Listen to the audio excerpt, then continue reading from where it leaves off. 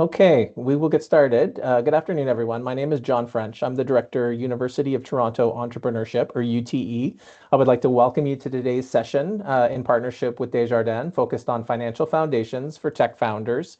U of T Entrepreneurship is the connective tissue for all of the incredible programming that happens across our three campuses at the University of Toronto. And we're thrilled to be here today with Nishant, who is from an incredible partner, Desjardins. Not only does Desjardins bring this event to our community, but they also are partners that allow us to deliver the Desjardins Startup Prize. And for those of you that attended Entrepreneurship Week a couple weeks back, we gave away over $100,000 in non-dilutive funding to our startups. And they also are our partners on the Desjardins Speaker Series. And if you can flip to the next slide, we're excited to announce the next installment of the Desjardins Speaker Series, which is going to be happening as part of Toronto Tech Week. Toronto Tech Week is a platform that provides over 300 events the week of May the 25th. And on May the 26th, one of the largest events of the week is going to happen. We're thrilled to have Reynald Zinn, who's the co-founder of Databricks, talking about his business, which is based out of Silicon Valley in San Francisco.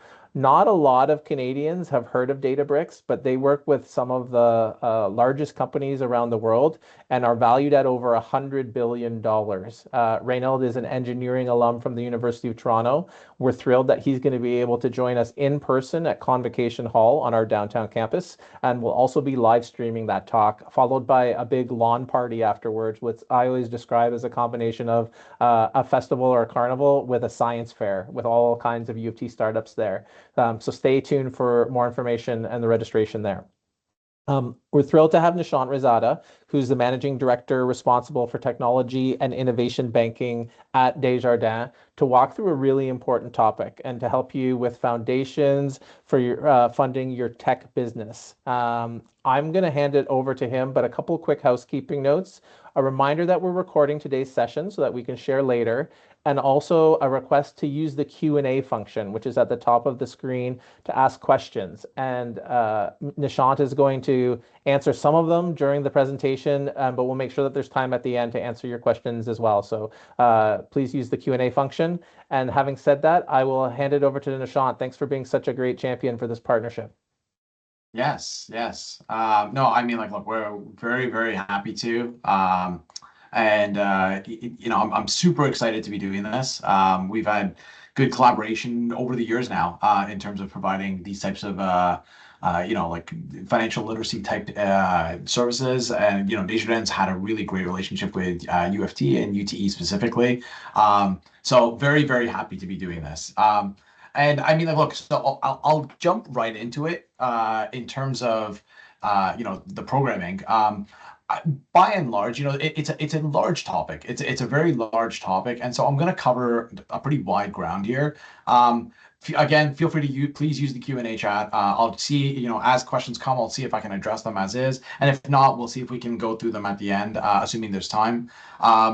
And like I said, as well, is that there'll be some items that you'll think, oh, okay, of course I know this. Like he's talking about this and something you do know. Hopefully, there's stuff in there that you don't know that I can touch on. That hey, it's a good topic to kind of readdress. And maybe there's some items that we all already know, but I'll be putting greater highlight to it, just because at least from my perspective, it seems to be quite important.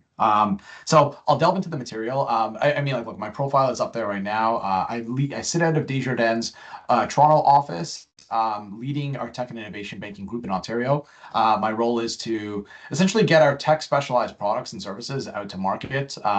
So I get in front of early stage VC-backed companies, bootstrap companies, mid-stage companies as well, some late-stage companies, all on the tech side, so software, hardware, primarily, but all with some kind of R&D lens to it. And we take a look at providing recurring revenue back financing, so whether those are lines of credits or term debt. We do venture debt as well as growth term debt, and then we do SR&ED financing. SR&ED is the tax credit, and I'll go into that in a bit, but we do some tax credit financing as well. And then more importantly is that we just know and get the tech sector and this tech space, or at least we think we do. So hence the chat here. I've been in tech financing for quite some time now. I know the slide says 9 years. I've crossed the 10-year mark. And yeah, hopefully some of the lessons that I've learned over the years, I can try and package them up in one go right now. And yeah, I mean, like, look, I have really excited to be doing this, and we'll kind of push right in. So I think one thing I want to touch on before we even go into, starting up a business and startup capital and the financing sources for it, et cetera. I want to touch on the concept of, we often find where we often talk so much about starting up a business and making and having that dream come to fruition, but many times there's the acquire a business segment. And this can be either you're coming at it later in the game and you're looking at, hey, okay, well, there's already an existing business out there that I want to acquire. Funny enough, it's actually a little easier than you think to do so. If you package together the right team, the right this, and the right structure, it's actually, there's a lot of companies out there, and there's a very macro trend out there as far as buying companies go, however early stage they are. And then secondly, is many times these two notions conflate in terms of, you start up a business, you get it going to a certain level, and then you realize, oh, well, there's another piece of, let's say, another tech bolt-on I need to do to make my product the right form.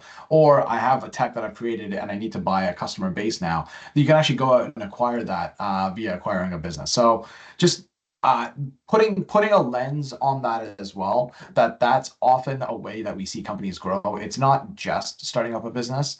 And keep it in the back of your head throughout the company life cycle and throughout the growth cycle, because it is something that can make a lot of sense in different times. Um, so we'll go over both non-dilutive financing and we'll go over dilutive financing. Non-dilutive being, grant sources, equity financing primarily. Dilutive being on the debt side. And I'll touch as well on some of the terminology that I'll discuss as well. I'll see if I can go through that a little bit faster, because truthfully, it's mostly just like I want to go through some of the definitions and acronyms just to make sure that I know that finance can be its own language at times. And, even right before it, I think I said MRR and SHRED, two acronyms right out the gate. And I'm so attuned to doing this. And so I'll want to make sure that I at least put a little bit of a time towards, okay, well, what is MRR? What is SHRED? What are these acronyms? And what are the other acronyms or other terms that I'll be saying? Again, you may all know this, but for those who don't, hopefully it's beneficial. And for those who do, and hopefully it's a good reminder. So some of the main concepts and terminology, I mean, like, look, a financial statement, right? A financial statement and a balance sheet. So oftentimes we're looking at things like assets, liabilities, and equity. And those are the components that form a balance sheet. Many times we're talking about especially in tech financing and in tech funding, there's oftentimes distinctions between tangible and intangible assets. So like many other businesses have tangible assets like equipment and real estate, or you need to bring some inventory on the books to sell, but there's all hardware and widgets, etc. Oftentimes in tech, even if it's a hardware company, there's a lot of goodwill, a lot of intangibles, a lot of patent creations that gets into the asset side, but doesn't really make it onto the balance sheet. Or it has hidden value. So the reason why I go to that right off the bat is that becomes part of the storytelling when you're talking to funders, funders and financiers. Oftentimes you're talking about the things that don't show up on the balance sheet that you know to be there. The other thing I'd want to kind of bring attention to right at the gate is on the liability side. So many times you'll see things like, okay, loans. I think it's a bit of a no-brainer in it being a liability, and it being a form of debt that's owed. But oftentimes then you'll end up seeing things like convertible debt and safes, things that you thought would have been an equity raise, things that you thought an equity investor would have been placing in, and therefore it would show up as equity. But because those aren't repayable, or so you think, but when you go into the actual mechanisms of debts and safe agreements, there's forms of repayment that exist there that end up putting it into the debt column. And ultimately, in the way you view certain instruments, it's there for a reason, and there are debt clauses that it's worth being mindful of. Other concepts, and I'm thinking of the income statement here and the cash flow statement. Cash flow. Cash is king. The funny thing is that, accountants, bankers, investors, many times the investor side of things and the financier side of things, we're trying to unwind what the accountant does. And the accountant sits in the middle of the two of us and you.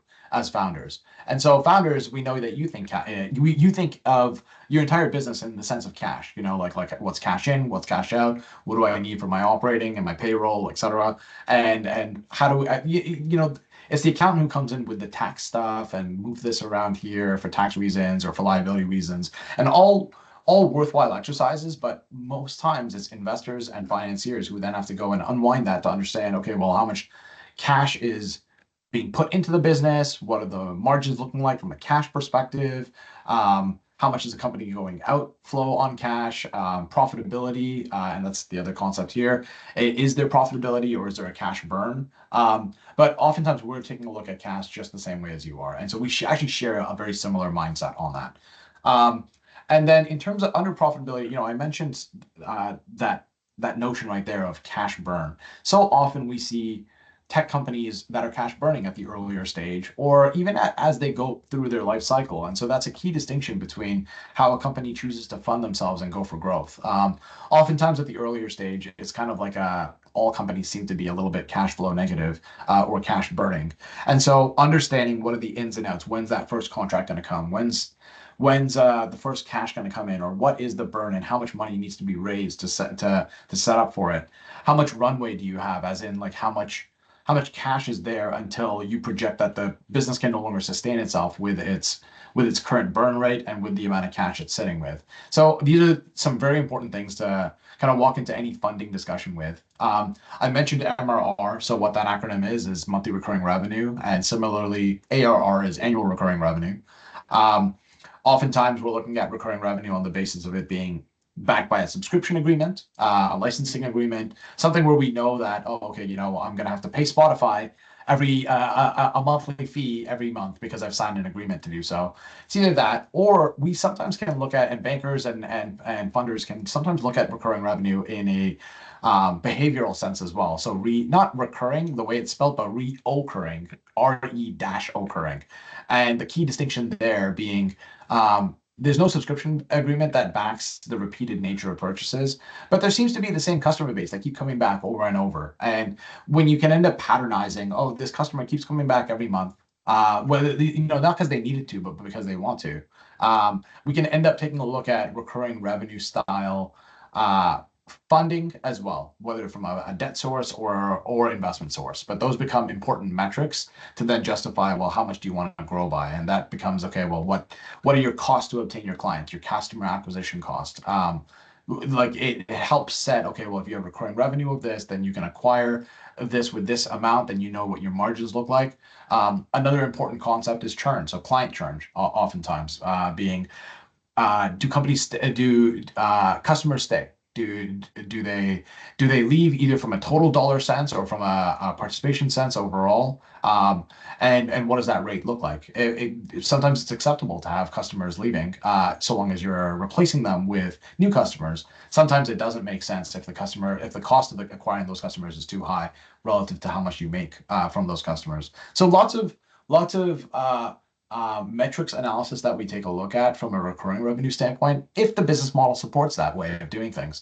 Many times, whether it's a software or a hardware, sometimes it just doesn't make sense to have a recurring revenue business model, and that's totally okay.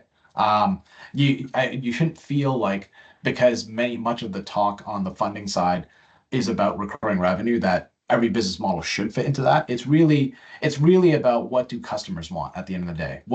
How are you best solving the need of your customer?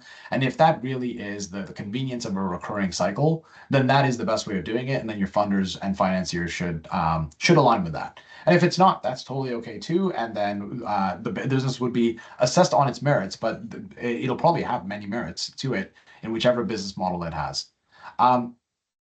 From a valuation standpoint, so I'm only going to touch on it briefly just to say that there's so many different ways of cooking up value to a certain degree, right? Like, I think my company is worth this much from an idea standpoint, or my company makes this much in bottom line EBITDA, so therefore this many turns of that EBITDA substantiates my value. An accountant will say, oh, well, this is what someone paid for it last time, so that's what book value is. But they won't say what current market could pay for, which is ultimately what everyone's concerned with anyways. So I think just the point being here is so many times we concern ourselves with valuation or really kind of get lost in the weeds of valuation, especially when discussing financing. But especially at the earlier stage, it becomes very difficult to nail that down. And a lot of times you want to, it's why certain things like safe agreements, and I'll touch on those in a bit, but it's why certain agreements or certain financing instruments exist to even try and skip over the valuation discussion, because at an earlier stage, it becomes so fraught to determine a value itself, and you lose time to trying to convince people to see the world and to see the valuation you see. So that's a little sermon on valuation right there. So as far as financing goes, so I mean, look, we have a wide variety of solutions that people take a look at, and it depends on what is the model of the company itself, right? So for bootstrapping companies and many early stage companies, even if they want to go on the VC track later and get big blockbuster dollars that come into the business to help it grow further, many businesses still are early at an earlier stage are bootstrapped, even if they do things like friends and family rounds, even if they do things like it's only once you've taken like that kind of money that comes with board seats, that comes with really like the demands and the expectations, that the company is primarily running on a bootstrap model. And again, I'll highlight that each business model comes with its own merits. One of the key things that I would want to highlight here is one of the ways in which a bootstrap company doesn't have to go for the VC model necessarily, but if it feels like, oh, well, we can go through, we can grow without needing external capital to help fund us, but we can just do it ourselves. Well, doing it ourselves means effectively trying to drive profitability as quick as possible, because those profits help fund growth. And one leads to another, growth to sales, etc. And that often is like, this revenue first model that we're talking about here. But then the other models, they can all be used in conjunction. So, like having a lean operating model, trying to make sure that each dollar out is well justified and well substantiated, rather than it being based on, okay, well, what may happen going forward. And then another key thing that I think is worth seeing, that we often see as well, is that many founders will think, okay, well, getting those first dollars will be near impossible. Like, say it's a fintech that sells to Desjardins. I'll use that as an example because we're Desjardins. Well, a sales cycle to get Desjardins to start paying may take upward of a year. Just to find the right people within the organization, sell to them. And it's often like this for many large enterprise types of clients. So if you run a B2C business, you have to adjust for what that pipeline and what that sales cycle can look like, and it may just take a long time. So one of the ways in which bootstrap companies often kind of get past that, because okay, well, can they exist for a full year with no money coming in? Well, many times that it's pilot agreements that get signed. It's actually bringing on some of those enterprise customers to be part of the company, either from an equity standpoint or from a revenue share standpoint. It's working with folks like labs, university, many of the folks at UFT have access to these labs, etc. But it's working with partners out there that can help. It's almost like provide the things that you have to pay for from an expenditure standpoint, but they can provide it in kind, or can provide it free of balance, just given there's an incentive for this. So I would highly recommend, if you're in that earlier stage and in that period of growth, really think creatively about these things, because there are many models out there and many ways in which you can grow.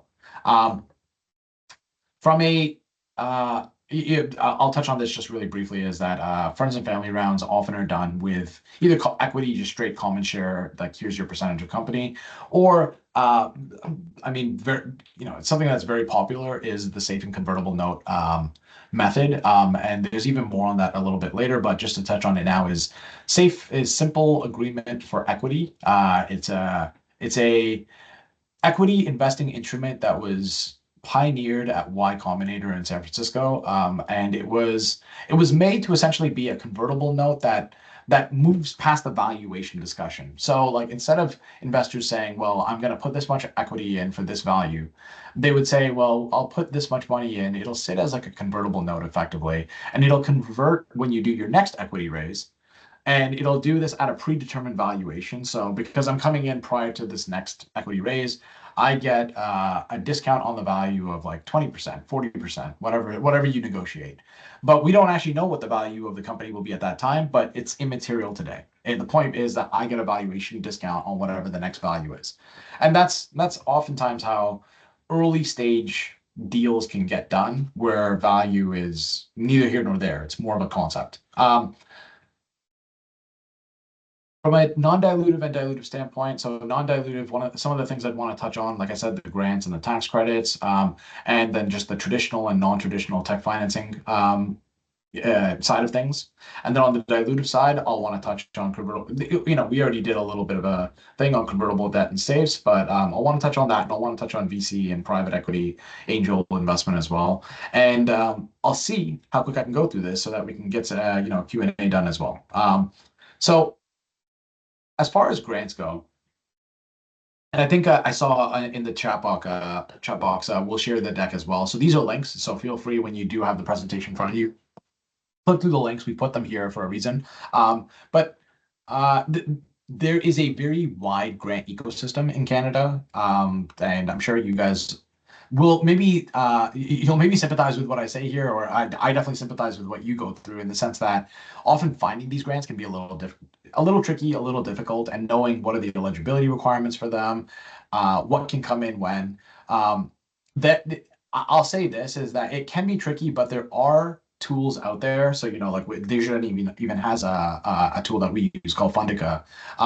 But there are tools out there that you can help nail down to find those grants. But more importantly is that there's so many folks in the ecosystem. I mean, like, look, UTE being one of them, a fantastic resource where you can say, okay, well, they see so many early stage companies. You can say, well, for a company of this size, the one that I'm creating, I'm going for this market. Many times they will just know inherently, here are some good grants that you can take a look at. And it's resources like that. The more you verbalize what your business is and what you're focusing on, oftentimes people will start saying, okay, well, you're eligible for X, Y, Z. But you have to go for it. The other thing I want to say around grants is, look, I'm starting on grants here because it is the lowest cost of capital for the business. If you take debt financing from me, or if you take an equity investment from someone else, there's definitely cost to it. Equity being the most expensive, debt being somewhere in the middle, and then grants being conceptually free. So I 100% think that you would want to maximize your grant availability as much as possible. The other thing I'll say around grants, though, is I say conceptually free, and I put that as a caveat because oftentimes it's okay, well, let me spend most of my time getting these grants because they're free and they're sources of cash for the business. But ultimately, grants won't be looked at the same way as sales from the business. So not that I'm trying to walk you away from getting grants. There's always especially at the early stage, there's a pull between getting capital to fund the business and getting sales in to show that this is a real business and this is something that exists and can grow. And it's just trying to keep your eye on both, right? Because grants, even though they look and they pose as free, the real cost around them is the time spent on finding out which grant sources they are, seeing if you're eligible, and then walking through all the paperwork required to obtain those grants. The other thing I'll say on that is there are folks out there. So from a SR&ED standpoint, and I'll touch on that on the next slide. And for some other grants, there are folks that whether they're accountants or groups within accounting firms or consultants themselves, they can actually help in writing up some of the grant applications. Oftentimes it's for a fee where they'll take a percentage of the grant, but I'd always recommend consider that as an option because your time is your most valuable resource when you're trying to get things up and running at an earlier stage. And if you can get someone to give you, even if it's a slightly smaller grant source, but you can empower them to go and do so, that at least empowers you then to go out and get sales, which actually is the most important source of cash for the business as an overall. I did say I was going to touch on tax credits. Again, you can click through these when you do have the deck. But look, I kept on saying SR&ED. SR&ED. What is SR&ED, right? So it's an acronym. It's Scientific Research and Experimental Development. It's an R&D tax credit from the federal government, as well as the Ontario government and provincial governments offer, the same program as well. And you apply for it each year on your tax return. It's essentially 33 cents on the dollar for every dollar you spend towards R&D. But there's a certain criteria that you need to prove out. There's actually been a pretty big announcement on Shred about a week and a half ago, I believe, a week ago, something like that, where the government has just widened the parameters and made more money available. So I'm sure there's a whole interesting webinar to kind of jump into there on that one. But point being is that I think it is a fantastic tool for early and mid-stage companies to be looking at to get money back and to help substantiate the R&D that they're going to be doing and undertaking going forward. Um, okay, so a quick note on this crowdfunding. Crowdfunding is popular in some respects. I would say it's almost always looked at like as a bit of a marketing initiative for a company that I often see it at least as a marketing initiative for B2C, B2C, direct to consumer business models where like as a financier, if a BDC business model is in front of me saying, okay, well, we want to have this much money because we'll grow the business X amount because we'll do a bunch of marketing, Google AdWords, Instagram spend, etc., and we're going to get consumers on board in that sense. It's tough to say, okay, well, there's a historical trend line to fund against. But many times when I have, okay, they've done a crowdfunding raise, and even though they haven't signed up, even though the participants haven't signed up as paying customers yet, them putting money in through a crowdfunding raise is a bit of an indication of, well, they like the product enough that they want to buy it. And so it's almost like strategic investment to a certain degree on a mass scale. And obviously there's publicity that's to be obtained with crowdfunding, etc. And I'm not sure how helpful it is on a B2B basis, but B2C, I do see it often enough that I think it warrants a spot in the slide. And then this is the territory traditional lens, and then we'll touch into this as well. Oh, sorry, it's this following slide, but we'll touch into that in a second in terms of tech financing. This is, the spot of knowledge that I sit out of and what I do on a day-to-day. Traditional lending is actually not something I do day-to-day anymore. I used to, but traditional lending, all I want to do here is I want to draw the distinction between traditional lending and tech lending more than anything. And I want to say how we approach tech lending in a slightly different manner, but I also want to show why or how certain things are important for traditional lending, because most early stage lending will still be done with a traditional method. And secondly, it's just good to know what different business models can get and how you approach a banker, and how you're gonna and what they're gonna be thinking about. So I mean, look, from a traditional sense, most folks will go for, let's have an operating line in place. Let's put a line of credit in place.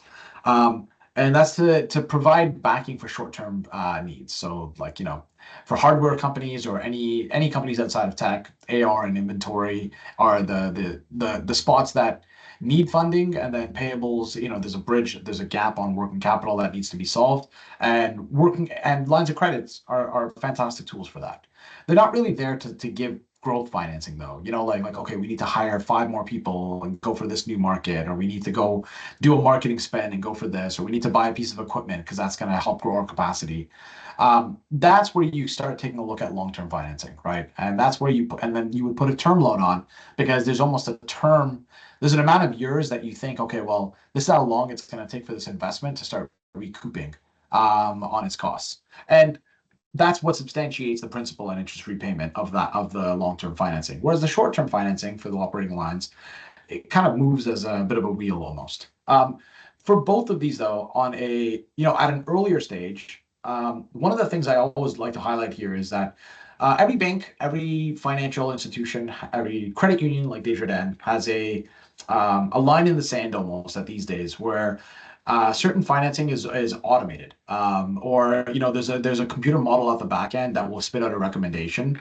And one of the biggest inputs into the credit model at an earlier stage is credit score, personal credit score of the CFO, of the CEO, of the founder of the company, the people driving it right from the start. And it's built on theories and the notion that how a founder lives their life from a personal standpoint translates into the business side of things. And there's been studies on this. So that's what banks have used as a way to say, okay, well, here's how we can make some simple decisions and automated decisions on who gets debt financing effectively.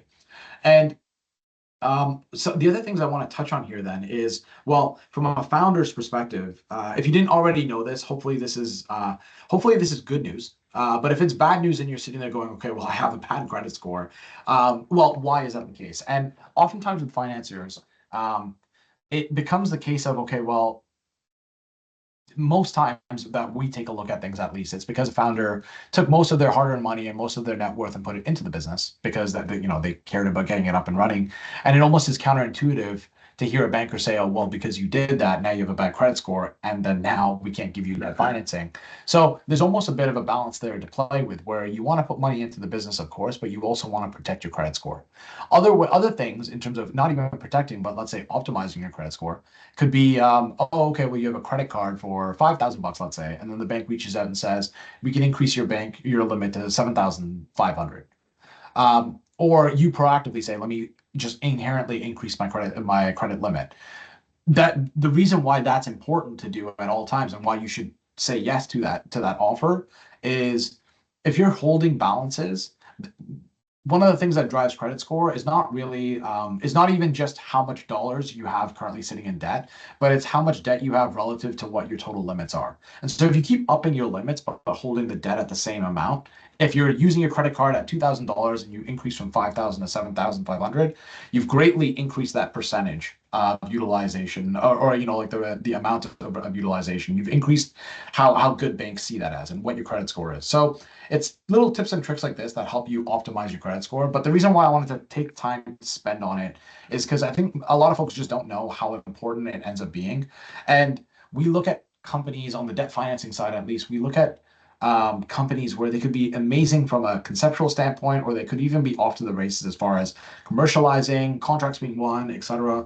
But because they have really poor credit scores, we can't get around the model and we're limited from that perspective, or we end up underfunding the company because, oh, well, we have to, like, you're now subjected to these particular business rule requirements that mean that we can only get this amount of funding, or the timelines just balloon on you. So you think you need the financing and it can be provided within 2 to 4 weeks, and then it turns out to be like 6 months because some banker is out there like slogging away for you to try to get an authorization on a file where they've had to go 4 layers up the chain, all because there was a really bad credit score at play. So that maybe enough on the credit score, but I do want to highlight its importance there. The other thing I do want to say is, from a traditional lending standpoint, bankers are by and large very they're looking for debt service coverage. And what that means is they're looking for profitability to repay the loan, right? So if we're going to give, like, okay, here's a $5 million loan, we need to then see $5 million of profits to pay off that loan. Now, the key distinction here being, well, most early stage companies, like I said, like, are often even running in cash burn and don't have profits, and let alone enough profits to pay off principal and interest coming forward on a loan. And that's where some of the tech side of lending, and I'll push into that on the next slide, that's where the tech lending side of things comes forward. Because on a traditional side of things, you're actually looking backwards in the review lens. You're looking and saying, okay, well, I'm going to calculate the profitability of the company for the last 3 years, or at least the last year. And I'm going to say, okay, if it made $1 million in profits, well, can it have enough money to make principal and interest payments for a 5-year loan? We'll do some quick calculations and we'll say, okay, well, yes, it does, because there's enough profits. But for a cash flow negative business, well, like, there isn't cash flow, there isn't profits at the back end, and there may not even be profits for the next year or 2 years. And so that's where we then take a look at, well, on a go forward basis, how do we structure a loan for the right type of company where the profits going forward can match up with the principal and interest repayment schedule that we have going on. But traditional lending is oftentimes just strictly related to historical. Again, it's very theorized basis, where the theoretics are, a company that has acted this way in the past will therefore do so going forward. And we know for, like, hyper growth tech companies, or even, like, average growth tech companies, what happened in the past is not reflective of the future, and that's why we have effectively a different class of lending, which is tech lending, non-traditional tech lending. And here we're often looking for things where there's still historical trends. So it could be, the presence of recurring revenues where we can pattern out there's recurring revenue, and we're also looking for the high growth potential side of things. So like a lot of things that VCs will often look at are we're looking at from that perspective too, right? Because we're trying to say, okay, well, if you're going to try and overspend what the business can produce to drive new growth, high growth, well, we want to know that you're capable of getting VC money or have already gotten VC money. So from that perspective, we're trying to do some of the same due diligence they are, right? Like, does the business, well, is the problem big enough and the solution seems to be appropriate enough for the company? So is there a scalable business model as well from a metric standpoint? Is there enough done to protect the competitive advantage and create a moat? And ultimately, is there product market fit? Like, does the market actually want what you have to sell, and are they willing to pay for it, right? And I've touched on the distinction between traditional loans and tech loans, but some of the other, like I said, historical versus on a go-forward basis is probably one of the biggest items there, right?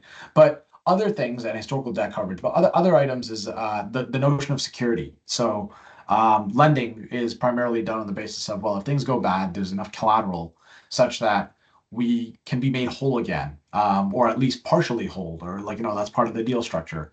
And so oftentimes with traditional lending, they look for fully secured loans. They look for enough security, and oftentimes that's tangible security security that bankers can understand. So real estate, equipment, short-term assets on the balance sheet that can be easily liquidated, like receivables or inventory. But it doesn't include security where, like, oh, our IP, we have a great IP patent portfolio of this, and this can be secured against, or there's intangible value of this, et cetera. And so that's where tech lending comes in, where we take a look at the R&D spend, we take a look at those intangible values, and we can then say, okay, well, like there is value here. There is security value, because if things go bad, well, there's still some value, even if things have spun out of the equation altogether. And a really important thing that we do look at, it says here founder experience and competency. And like honestly, at the early stage and mid stage for tech financing, and I know it's the same on the funding side, the most important thing is not, the business model, like which particular clients have signed on for what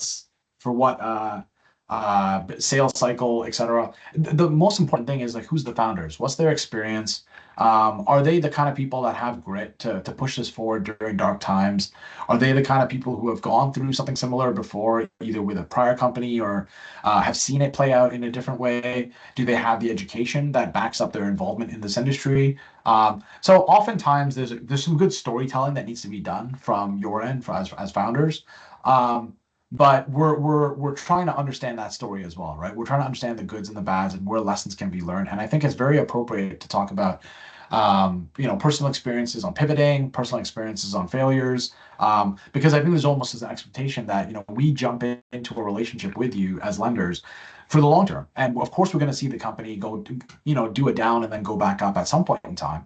And so there's it's not an expectation that everything's going to go just according to plan and everything's going to go perfect. But to understand that the people we're dealing with have the ability to ride this out and to see success is really important. And then even beyond that is, are they the people that know how to talk to bankers, or have done enough to try and educate themselves on that, or have recognized a blind spot perhaps in having those bankers, but then went and hired a part-time CFO, or then brought in a CFO function as the company grows, etc.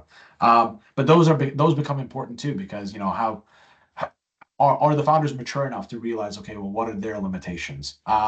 So that's something I do want to touch on that. I'll go backwards for a second, because we did talk about metrics and we talked about distinctions between lenders and investors.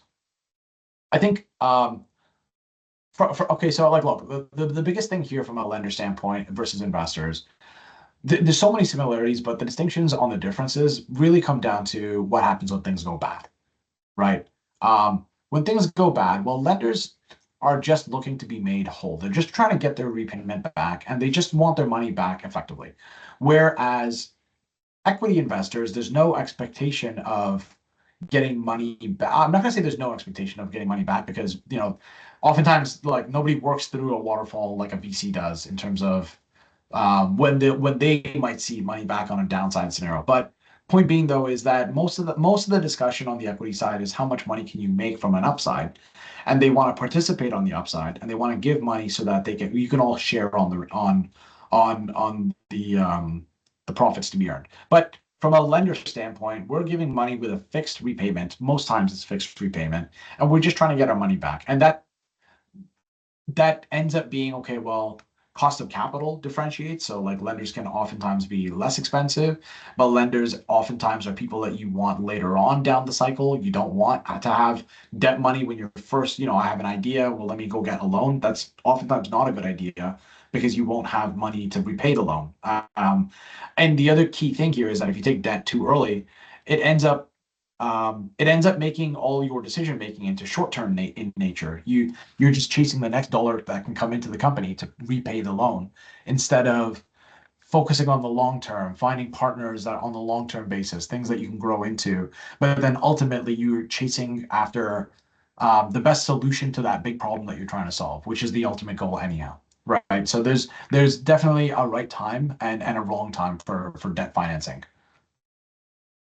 We also discussed, the metrics side of things, and just to touch on some of those metrics, I already talked about churn and ARR and MRR as recurring revenue. Some of the other things we do take a look at. I talked a little bit about LTV to CAC, perhaps not in name, but I talked about the relationship between the value of a customer versus the cost to acquire it. Oftentimes, like rules of thumb are that we like to see 3 times the value of a customer on an overall basis versus the cost to acquire it, because we know what goes in from a large standpoint. Some of the other things we look at is, when I'm often looking at a software business, it's almost an expectation that they're running at high margins, 70, 80, 90% even margins, because that's by and large, the premise of a software company is running on high margins, and then it has product development to kind of offset certain things, and it's chasing after customer acquisition. So that's a large expenditure base. But the actual, per unit expenditure doesn't need to be as high because software being software, it runs lean. Oftentimes when we're looking at hardware, I expect to see lower margins, and that's okay. Because we structure for it. We structure our deals for it, and that's pretty much it. There's a lot more here, and as you're reading through the deck on your own, you can kind of take certain items and you can do some Googles on it. I won't touch into everything, but I'll keep the train moving here. As far as the specifics, so there's a couple of key specific solutions I wanted to highlight on the non-dilutive side. For financing. And these are the products that we work with very closely at Desjardins and we offer to our clients. So the first is an MRR line of credit. And this differentiates from like a traditional operating line that, like I mentioned before, is backed by receivables, inventory, helps out on working capital balance, is usually useful for like companies with hardware companies, widget companies, even software companies that have receivables that they're just trying to stopgap. A customer owes them, but they haven't seen the money yet. Well, let's get some debt financing in until those terms come due. But an MRR line can be used to effectively, a company needs to, like we were talking about, a software company that has high margins but needs to spend most of their money on customer acquisition. Oftentimes we do some of that metrics analysis and we say, okay, yeah, this makes a lot of sense. And instead of you spending that money from an equity source or from some other source yourself on customer acquisition, we can provide debt financing because we've done enough metrics analysis to know that we're going to get repaid in the future based off of the math that you have on like your margins and how much it costs, etc. So we know that this is a debt risk and not an equity risk. And so therefore we can put in place, I'll call it a medium term type solution. We like to structure them as lines of credits because it's really advantageous to our clients as far as costs go, because they're not held to a fixed repayment schedule and they can pay it off as they can. But they incur those costs to effectively drive customer acquisition forward. So that's oftentimes what we see MRR lines being used for, and they're very powerful tools because oftentimes the amounts, the upper limits are set based off of the MRR itself. So if a company has, then that's why it's called an MRR line. So if a company has, let's say, 500K in MRR, or I'll say 50K in MRR, If it has 50K in MRR, and we say, okay, the metrics look really good, and you're selling to enterprise customers, and you even got a government customer. So like, and it's taken ages to go through that sales cycle. So we're going to give you a 6x multiple on the MRR. Conversely, if you're like selling to B2C, and all it takes is like a couple, like a couple big campaigns on TikTok to drive the commercialization of your product forward. Let's say it's a retail product. Well, maybe that's a 2x MRR, or maybe a 3x MRR. Those times effectively translate to us on the number of months that we think the company can go for if things kind of go south, and how many months we could say, well, if we had to then say like everything is owed to us at the end, if things go really bad and disastrous, that's how many months worth of revenue can probably still be earned by the business. And so the better the NMRR, or the better the multiple, the better in terms of the amount of financing to go for, and it speaks to the health of the ever-growing revenue itself.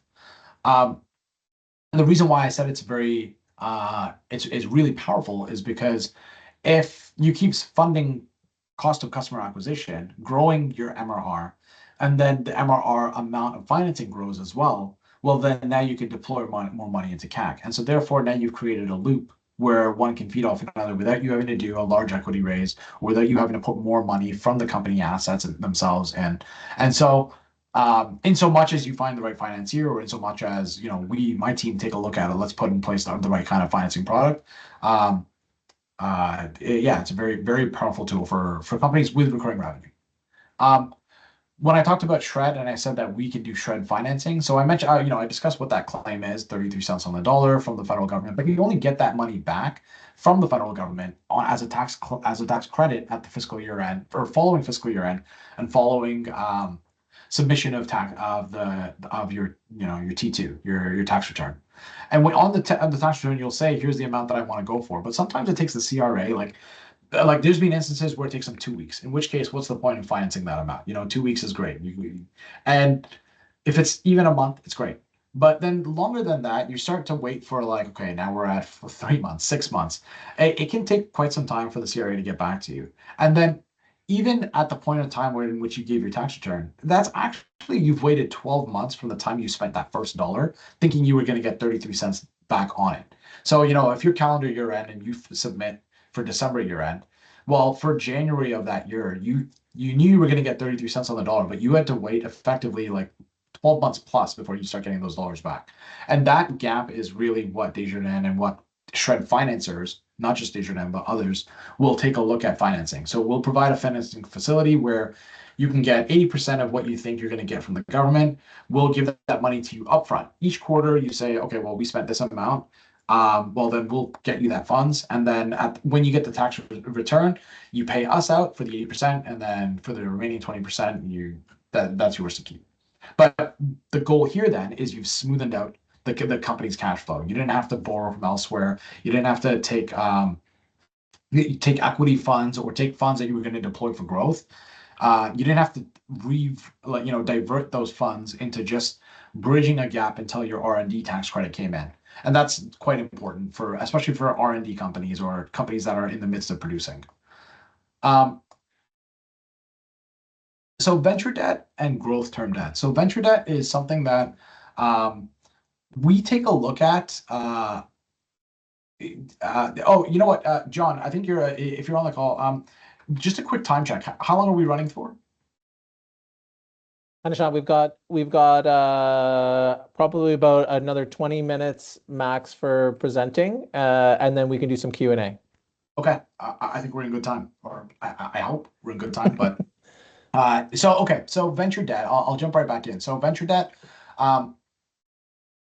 Oftentimes, folks will be looking at, okay, a recent equity raise gets completed, and then a debt financier will come in and provide like 20%, 25, 30%, maybe even 40% of the total raise amount. They'll provide that additionally as debt financing. And many times, because they know that a VC-backed company, it's getting this money to outspend its revenues effectively, and it needs that VC money to really go for growth. Well, we know that there's not going to be profits that are going to pay off the debt on a go-forward basis. So one of the things we do is we actually really play around with the repayment of it. So we can shift it out, like we'll make it into a balloon payment, or we'll make the first couple of years interest only. We'll also do things like, okay, well, instead of the interest being earned as just like straight interest charged to you every month, we'll take half of that interest and charge it to you now, and then the other half we'll shift it out into like a balloon payment 3 years out, 4 years out. Or we'll even say, hey, instead of you owing us that amount in 3 years, we'll take warrants on the company, which are akin to like taking options, equity options on the company, um, that say that we have a right to have an equity amount. It's usually small, but it's then because we can participate on the upside, we can reduce the interest rate on the down on the other side. Or but what my team often does is we say, okay, well, instead of doing it as warrants that hit the cap table, we just make it as one interest premium due in like 3 years or 4 years based on company value or based on sales amounts or anything. Again, we often find a meeting of the mind in terms of what are the key things that you as a founder expect to happen in the business, and then we as a debt financier want to say, okay, well, that's what the upside looks like. Well, how do we find a way to either participate in that, or again, we're trying to find a way to reduce the amount of interest rate that you would have to pay for at today's rate, though, because oftentimes for early stage or for VC-backed companies, those interest rates can be quite high and not be fit for a company that's going into a cash burn.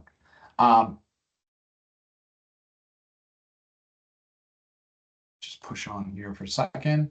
Well, actually, I'll just stay here for a quick spot. Is that we talked about traditional lens and growth term debt to a certain degree, where we talked about, oh, okay, having a 5-year growth term debt, and having it serviced by principal and interest repayment. And that's very much on the table. And I think a lot of times, folks, just the same way as people will get very excited about venture capital, people will think that a venture debt option needs to be the case, and you need to get money that can at times even look a little predatory, as far as what the equity that you'd be giving up looks like for a venture debt, and knowing that it's still money owed at the end of the day. And so just a word of the wise in terms of, I think when it comes to debt financing on the backs of an equity raise, the key priority is you want to minimize your cost of capital, but you also want to maximize yes, you want like more leverage, but like there's a balance between, like, if you're going to maximize leverage, well, who's on the other end of, and what are their asks and what are their demands? Because if it's a debt financer that's providing a huge amount of leverage that even goes beyond what you're comfortable with, like really question why that's the case. Because there are always those stories out there of someone, they structure something accordingly, but then their security actually blows up the whole business, or it becomes a big headache to even deal with them. Point being is that, like, just you want to look into the fine details when you are working with venture debt lenders. And then secondly is you want to understand the profile of the company. So like, do they have history of doing this? But more importantly is what are their cultural, like, if things go bad, what do they do? How much do they care about patience? How much do they care about working with the rest of your investors? Just even their day-to-day mannerisms. But like, these are things that are ultimately become very important, because as much as they're interviewing you for, are you a suitable applicant for their money? You're very much interviewing them for, are they a suitable applicant for participating in your business, right? So you'll want to have that as a mindset. On the dilutive side, it's actually like what I last said is a pretty good way to push right into the discussion on dilutive financing, because ultimately, like, that mindset is really what drives when you will take equity, how you'll take it, and the manner in which you're going to do so. On the earlier side, you're going to look at angel investing, and there is, okay, so funding in the early stages, we have seed, startup funding, early stage growth funding. We've tried to say, okay, well, here's the definitions of them, but so often these become a little bit interchangeable. But point being, though, is many ways to go about raising equity even at the earlier stage. Angel investment is there, and so there are angel communities. Oftentimes it's local, that you can go to where you can pitch in front of them. There's a couple of good ones where they're well experienced in dealing with tech companies, and then there's obviously there's probably a larger discussion around, like, how much do the angels really put in, who leads, etc., and thoughts around that. And that's, again, a larger discussion, but I'll say that like it is very possible to get angel money. Um, and we talked about friends and family when we were discussing bootstrap companies, but oftentimes they're done at the same time, a friends and family round, and then there's a paired up with an angel round, and that's how you get like the bulk of your money to either start things up or kickstart your commercialization or whatever have you. Um, the other important thing around angel investment is it's often led, or you'll often have people that are intrinsically interested in the business because of their own personal experiences, and that's what you want to leverage more than anything. Obviously, the money's like fantastic, and it's the reason why you're doing the raise at the initial onset. But it's really those relationships, and it's really those like, okay, who can put value add beyond the money? Okay, a question: how is angel investor different than VC? Um, Great question. It's a great question. So, angel investment is typically done earlier stage where there is not as much commercialization of the product, if any, um, and theoretically at least. And um, angel investment is done on the basis of, okay, we don't even have a valuation necessarily set for the business yet. We don't know where it's going to go, but it's really okay. Here you've got to, founder has a good idea. Founder has started to, has done product development, and founder has a growth plan, and that's the right stage for an angel investment and an angel to come in. And the method in which they're going to put money in is often in the form of a convertible note or a safe note or a straight common share equity raise. How that differentiates from a VC is often a little bit later in the game, where they're usually primarily focused on commercialization. Now, that being said, is that like there's some big VC investors, both in Canada and then especially in the US, that will come in at even at the earlier stage. But how they may differentiate is they'll often come in on priced rounds. So, and by that I mean the valuation has been set, and they're going to come in the form of sometimes common share equity investment, but many times it's preferred equity shares. Um, and in the form of preferred equity shares, there's often more clauses in there. Sometimes it's things like liquidation preferences, where if things go wrong, well, a certain amount of money is owed to the VC first before other equity folks get paid out. And oftentimes VCs will vie for things like board seats. So they'll work to create a board of directors, and they'll have a board seat, and they'll have meaningful position in the direction of the company as it goes. And with VC investment, I'll say this is one of the key distinctions of angel versus VC. Angel, it's almost like you're still in the driver's seat a little bit. You're still in the driver's seat as far as where the company goes, how it grows thereafter. Angels are there to support you and they provide money, but um, they won't shut the business out. Whereas a VC has power and wields that power, or has an ability to at least. And the VC can do so with their board seats, with their direction. They're also there to help from a relationship standpoint. And there is some value add for sure that you want to be pulling on, especially if the VC is an ex-founder or someone or you're going to an industry specific VC that knows your space really well. But I would say that like they're not the reason for what they're doing is not backed by altruism. It's very much they're taking bets on you, and you're one of whatever the VC math ends up being in today's day, whether it's like a 1 in 10, a 2 in 13. Like I've seen lots of different ratios, but those are effectively ratios in which a VC is saying, well, I think one of these companies out of 10 is going to be a unicorn. Maybe 2 or 3 of the companies they're going to do okay, and they'll see an exit, but the exit's not going to make me that much money. And then the rest of them are going to be the losers in my profile or in my portfolio that aren't going to do anything. And so a VC will, like when things go, like when things kind of start sliding off, and when they start seeing things go wrong, etc., how much they're going to care about the business and grow into it and show love, etc., is really going to, because like you're no longer something that's going to really meaningfully contribute to their portfolio. Whereas an angel is looking at they're looking at it from such an earlier lens and a different way of going about it. But again, I'm speaking on behalf of classes of investors that truthfully each investor is different in their own right, and that's why it's incumbent on your due diligence of the investors themselves to really suss out why they're doing what they're doing and what the structure is and how they're going about it. Um, I think we talked about convertible debts. We touched on this for the most part, but uh, like I said, convertibles and safes are often very useful for the angel raises, and the one of the reasons that they're done here is they're more friendly for investors. So like it goes in as the form of a debt initially, but then it can convert to equity at a later on. We have here it says certain conditions are triggered, and those are usually triggered by another equity raise or triggered by company milestones, meeting a certain sales amount or profitability amount. And that's when it would convert to equity. And aside from that, it would just be debt that you're owed. Most times, most investors, or at least most senior lenders like myself, we would come in and we would view convertible notes, safe agreements, etc. We would view them primarily as equity, but we would have to get the investor who provided those to sign off on a document saying that, well, if anything happened, we would get paid out first before them. And then secondly, is many times like they're written up like this just because it's easy to get a deal done.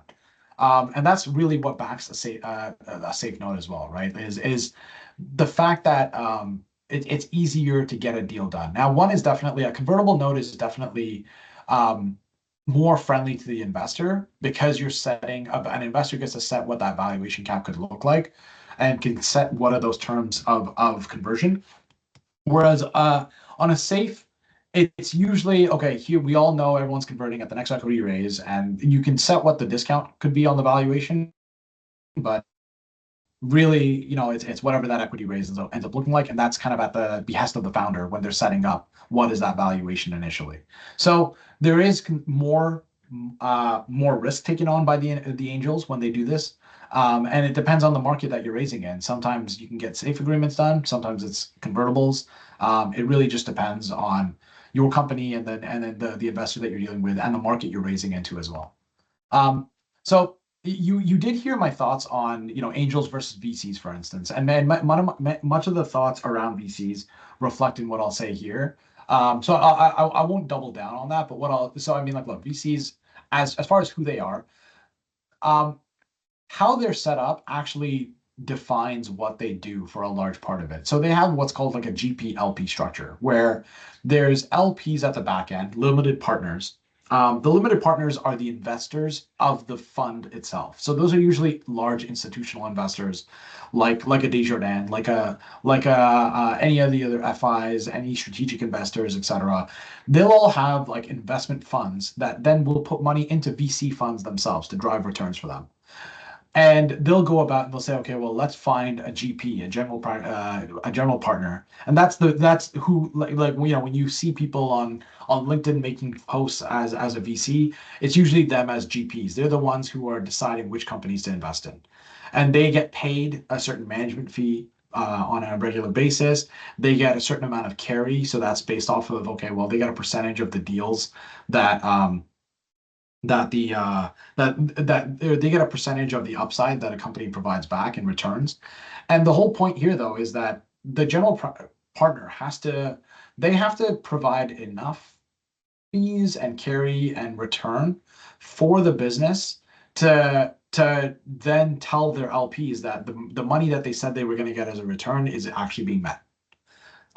So very much the VCs are actually working. They're that old adage of everyone's got a boss. Like a founder thinks they have a boss. They don't have a boss until they take a VC money, and then all of a sudden the VC becomes their boss. But the VC has a boss, and those are the LPs themselves. And so you enter into this structure where everyone's kind of accountable to a certain rate of return that everyone's trying to drive here. And that's effectively the tone in which a VC, when they're coming to you and saying, okay, well, we're going to give this much money for this, etc., very much like they can be they can be good people for sure. I'm not trying to say that they're not good people, but I'm just trying to say that most folks on the funding and financing side, same as bankers, they're coming to it with a mode of thinking of, okay, well, they're business people just like you as founders, and they see a business opportunity here. And they want to drive success for you, and they might want to drive success for the ecosystem from that tone of thinking, but they still have to be returns driven to a certain degree.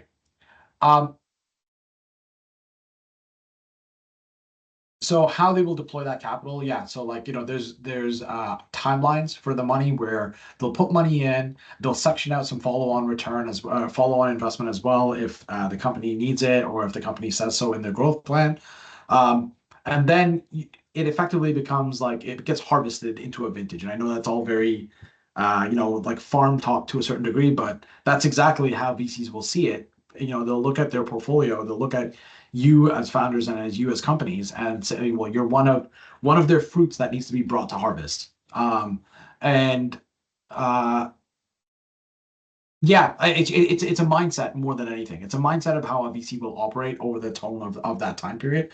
And again, one of the things that you'll have to be aware of, well, when you're interviewing these VCs, is some of the things you'll want to do is even saying, okay, well, VC, I want to talk to some of the other folks on your portfolio to see how you have, to see what have you done as an overall, and then secondly, as ancillary type of like benefit for your involvement. But then beyond that is how have you acted when things have gone wrong for those companies? What's been the tone like? How do you view us during this harvesting user? Are you just trying to seek a quick return and force a sale of the business? Because a VC theoretically could have some of that power to do so. Or are you seeing it out the long haul like you said you were going to? So again, mindset's very important, but some of the things that you will want to conduct as due diligence, just the same way as they'll be doing due diligence on you. Yeah, John, I guess quick time check because I saw your question about the Q&A. A couple minutes and we should start it, but I would encourage everyone to start adding questions in the Q&A if they've got them right now. Yes, please do. Please do. So a couple more minutes, and there's actually only a couple more slides anyway, so we are on good time here. So like I said, how to select the best VC for your startup. Again, an interesting way of looking at it, because so many times you're thinking, oh, VCs have to choose me. And of course they do. But the best deals that VCs do are the ones that they have to be competitive for and fight other VCs for and give the best terms. And the best way you can do that is just by driving the best business you can possibly be, right? And driving sales as much as possible, showing that you have a good sales creation process and have kind of figured out product market fit more than anything. Dressing up storytelling is so important, and being able to tell that story in the right way, not even just for like, here's your 2-minute pitch, but more than that is like uh how to differentiate your business from others, right? But at the end of the day, how do you select the best VC though? Which ones, like I mentioned, are the ones that perhaps focus on your sector, that focus on your geography or your stage, because they're the ones who are going to see eye to eye with you the most. And then from a size of VC fund, okay, well, you'll want to see what's the actual performance like of that GP, right? And you can find these out from interviews with other funds or firms within theirs. There's a lot of information online as well. And like I said, like alignment with values. Like you want to make sure that they buy into your concepts of how your problem solving is for this big project or a big problem that you're trying to solve.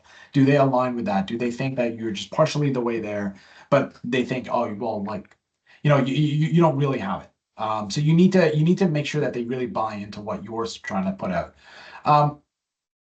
And like I said here, support for growing your business beyond the financing. So yeah, like what else can they provide to you beyond just the money? Sometimes the money is just enough, and you just need to complete your raise. And like in the down market, like you need to get the money. I understand that, but many times it's, well, okay, like can a VC make those intros? Can they introduce me into new markets? Can they facilitate an introduction to a supplier that they have worked with in the past? But like all these things, like they're there to make your life easy, and especially if they're going to come on as board members, they do have to earn their keep, not just by providing the money, but on an ongoing basis. They really do need to step up and put help and advice and knowledge in. And that's how we as bankers view VCs oftentimes too. We love doing deals where there's VCs because we know that that's their job effectively. They're there to try and help your business. And when we look at the management of your company and we see, okay, well, there's a founder, there's like a part-time CFO, let's say, there's this, or there is a CFO, but there's not a full C-suite yet. Well, the good thing is we know that there's a set of VCs at the back as your board members who can help guide the business forward and can help guide the founder in times where things might be quite difficult and it might be quite lonely, to be honest, to have to go through certain decisions. So we love doing deals with VC-backed companies because we know that they're well supported from many different respects, not just the money. I'll touch on here, like just as a conclusion goes, like look, finding the best fit what your actual business is working on and when the and what the money is. So what is the right fit? When is it required? The structure of how it's supposed to be. That's definitely your prerogative as a founder. And then beyond that is, and there's so many ways of doing this, right? Like you just talking to people, trying to create competitive scenarios, situations where you're collecting multiple term sheets from different types of sources of capital, and like a lot of those things help you really gain the best clarity of what is the right fit for your business at that specific time. And like I said as well, is like building a competitive, distinctive solution. So like what is that business moat? What is that competitive advantage moat? How big is the need, and is that problem really being addressed? Again, I say storytelling. It dovetails into that number three there, which is knowing who your audience is and being able to tell that story effectively is very imperative for finance, for talking to financiers, for talking to funders, VCs, etc. And at the earlier and mid stage side of tech, the focus is on growth, the focus is on sales, the focus is on traction. So many times, founders will get, they have to do an equity raise, and then all their time goes there, and they can't focus on growing the business and the sales. But ultimately, the company is only, you're only able to get the money because of the sales you're looking at, and sales is the best type of money coming into the business because after the margin, it's the lowest cost of capital, right? It's going straight in as profits, or it's going straight in for growth. So that's the best way to fund your business.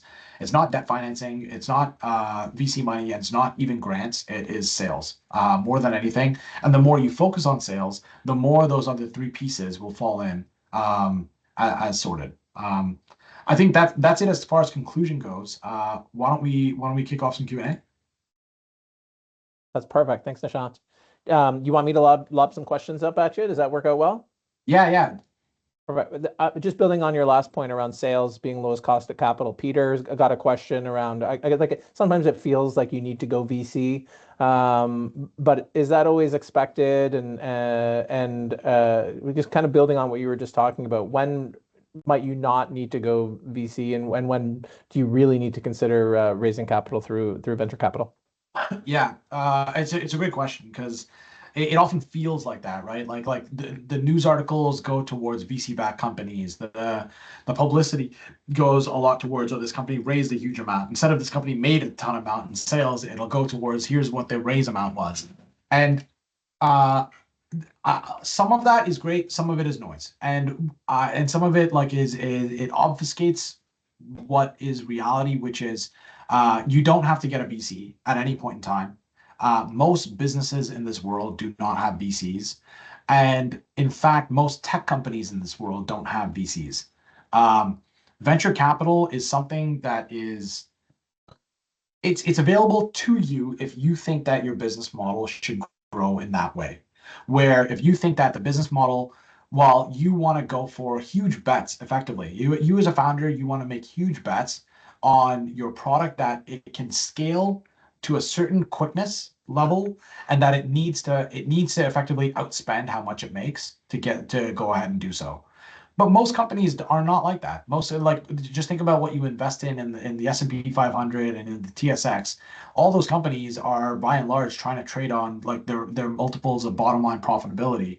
And that's at the large scale, but even earlier stage, most businesses are just trying to be profitable enough that they can re-inject into growth and then keep growing on a scalable way. And it's also a point in time thing too. So like a VC may not be applicable one day, and a founder may say, I'd never want to consider a VC money coming in, but then all of a sudden, an inflection point changes on the business where all of a sudden its IP is looking really good, it's poised to go for new markets on a really rapid manner, and then you've kind of got some soul searching to do. You can go for one smaller market, or you can make a big bet and go for large markets in a really dramatic fashion. But that's your call at that point in time. It's not anyone else's even. And I think that's the important thing between VCs and bootstrap companies as well, is the loss of control as a founder. Are you willing to go through that as well? So that's oftentimes many folks don't want to go through the VC route just because of that loss of control element that exists there as well. Great stuff. Another question from Brett. Do you have any guidelines or best practices when it comes to runway? What's a healthy amount of runway for a founder to have cash in the bank before they need to start considering raising capital? Yeah, another great question. So, so as bankers, we usually put into our clauses for when we fund a company or finance a company that has a cash burn, we usually have 6 months worth of liquidity is required from a covenant standpoint. And so that's liquidity as in the amount of money available that's currently sitting in cash plus the amount of credit availability that we've assigned for you in like a line of credit or whatever have you. So we typically say that the summation of those two, cash plus credit availability, that has to equal to at least the next 6 months of your burn. And if it doesn't, you breach covenant. Now that's from a financier's perspective. I'll be honest though, is that like if I was sitting in the hot seat of a founder, I would want to look a lot further out than 6 months because it comes down to what is the raise cycle look like, right? What is like if any of you as founders have ever done a raise before, the one golden rule is it always takes longer than you think it is. And 6 months, like look, like do you really need to have 6 months worth? That it does become dependent on the company itself and what you intrinsically know as a founder. Well, this is the next cash that's going to come in. This is the next way we're going to do things, etc. But at the end of the day, though, is that the market in terms of raising capital, some of these things are very set guidelines around like, okay, well, even if everyone loves your business, if you're going to a large institutional investor, it just may take that amount of time for them to work through documents, pitch to their investment. The GPs have to pitch to their investment committees. Folks have to sign off on it. Then it goes to lawyers, and the lawyers go back and forth, driving up a legal bill as well. But they go back and forth on finding the right terms. But that all takes time too. And so even if you knew that the money was going to come in, it may just take a lot longer than you thought it was going to anyway. So I think that's maybe just a golden rule is like allocate more cash, or when you know that cash is going to run out in less than 6 months, as a rule of thumb, start taking a look or having that discussion for new equity or new debt or new money coming in, because you can see it happening. You can see it walking through in your forecast, and that's what I'd be like. Okay, we got to be on top of it to always ensure 6 months. So maybe 8 months out or even 12 months out. Okay, knowing that's the case, start laying the seeds for a raise or starting getting people involved in the business that could have investor appetite down the road. Excellent. A few questions from founders that are building like life science and health tech companies. I don't know if you've got some experience in this space, but longer sales cycles, it takes a while before they are generating revenue, regulatory environment, but they have financial needs. Any advice for founders building those kinds of companies? Yeah. So I mean, like, okay. So I'll say this is, I'll say what I know, but then there's a limited experience caveat that I'll throw out there as well. Um, I'll say this because as a financier, like, okay, how many companies will have a debt risk versus an equity risk, let's say, the on in this particular side of things. So because like John, you mentioned, I guess the some of the hurdles that relate to cash coming into the business. So like regulatory environment, making sure, okay, like it's a biotech, let's say, okay, like do we have Health Canada approvals or US like regulatory hurdles, do we have approvals lined up there? Because that's baseline requirement before you can even start earning money.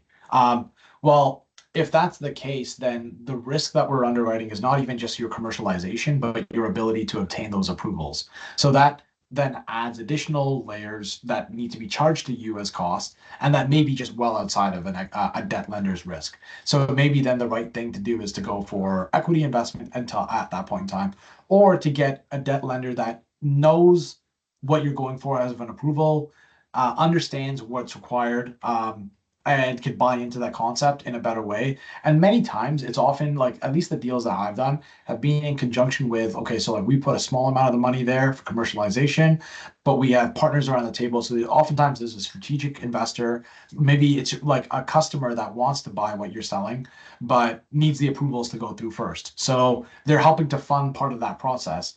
And then you also have some of your existing angels that have kicked in some new money, and like it's usually deals that look like that. Other ways that where we've seen deals happen is you've partnered up with other biotech companies that are cash flow positive, where they can benefit from your tech you could benefit from their cash, and you make a deal in that respect.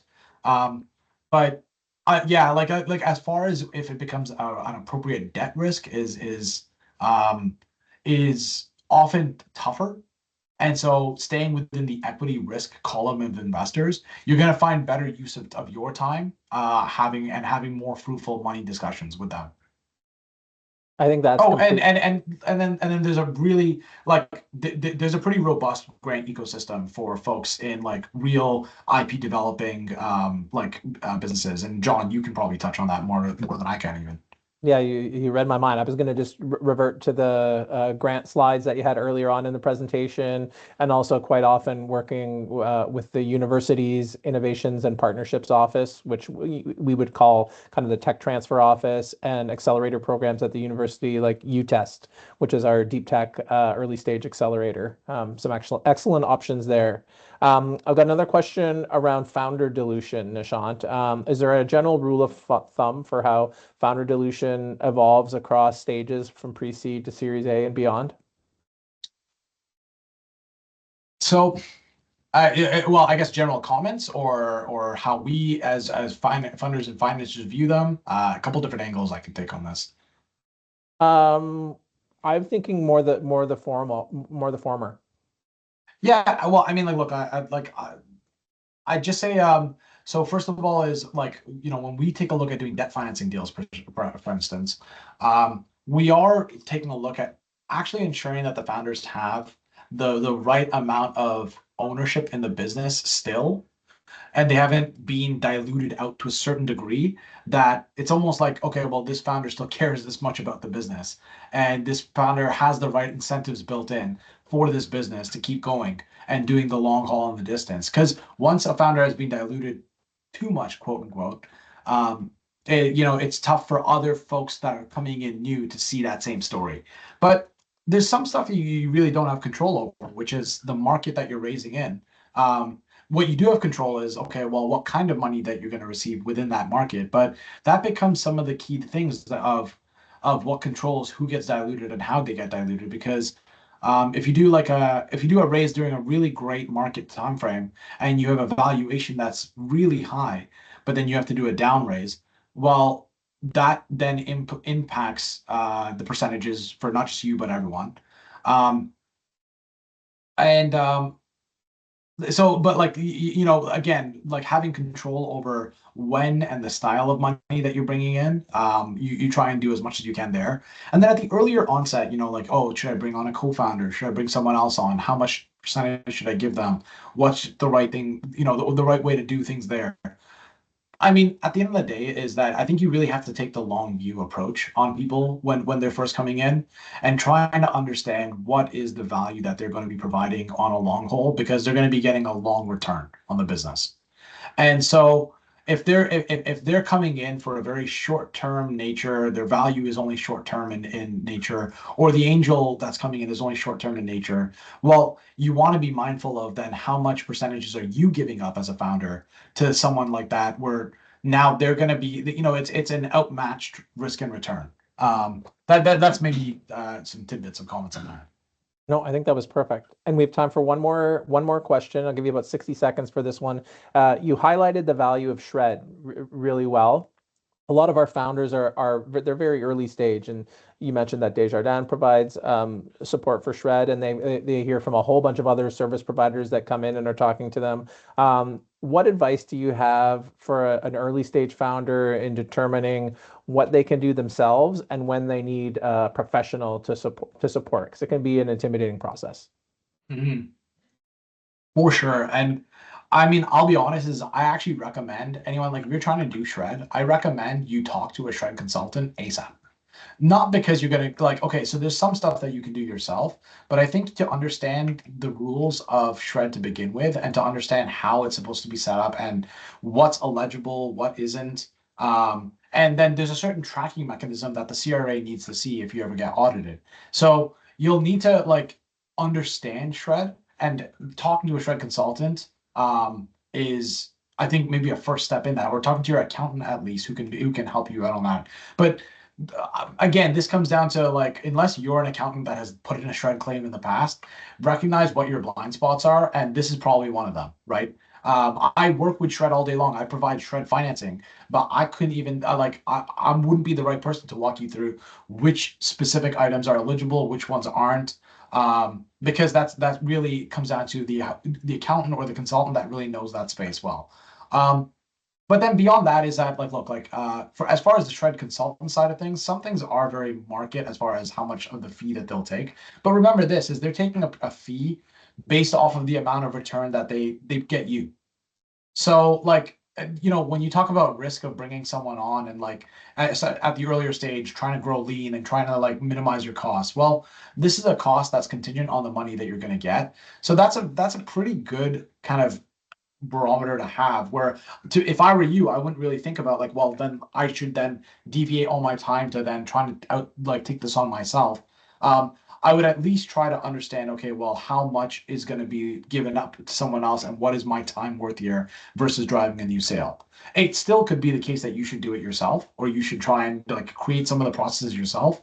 But I think reaching out to people, and spending the time talking to people is gonna save you a ton of time down the road, whether you go with them or not, or how you do things.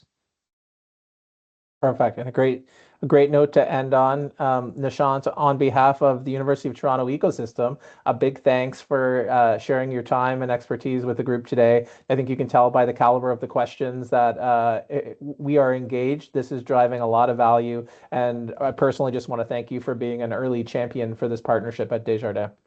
Yes, yes, no, of course, and thank you so much for having us on board as well. We're very happy to do this, and I can see the questions coming in, like really great questions. So, and maybe I'll leave a last note here. I think my contact info is in the deck, but if not, reach out to me on LinkedIn, reach out to me, whichever. I'm always happy to chat. I am off for actually quite some time in the next couple of months, but I'm always happy to chat about things like tech. Terrific. And as we mentioned in the chat, we will circulate the presentation and the deck for everyone who registered today. You see a QR code on your screen. If you haven't already, please sign up for our newsletter, because that's how you're going to find out about other events that we do with partners like Desjardins, including that speaker series event happening during Toronto Tech Week. And so on behalf of U of T Entrepreneurship, thank you for joining us, and have a great rest of your day. Take care.